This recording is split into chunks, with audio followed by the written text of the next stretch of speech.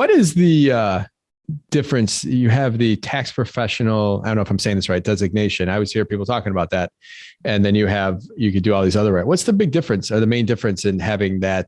First off, explain to us what that is and make sure I'm saying it right. And then kind of go into the differences if you don't mind. Yeah. So basically you're talking about rental activity. So you have three main types. You have passive, active, and what's called real estate professional. Passive activity is for people who make over $150,000.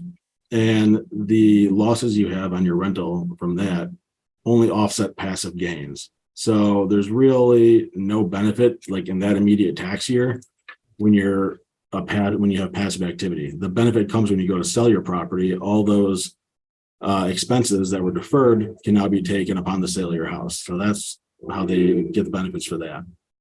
The next one is called active, which is anyone who makes less than $100,000 can deduct a maximum of $25,000 in real estate losses. And this begins to phase out between $100,000 and $150,000. And it's the same thing. They get between $100 and $150, they get less and less of that $25,000 until they break that barrier of $150. Then they go to passive.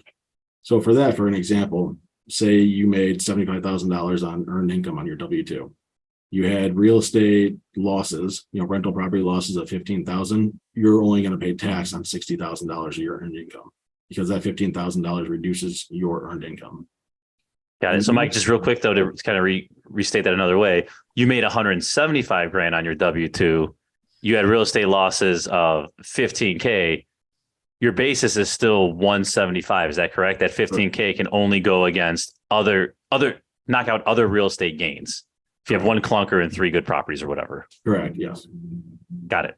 Yep. And then the next one, most advantageous, is the real estate professional status. And this one, you really got to talk to your tax advisor and make sure you qualify for it because it has big advantages. But if they come talking to you, the IRS comes talking to you, it could be bad.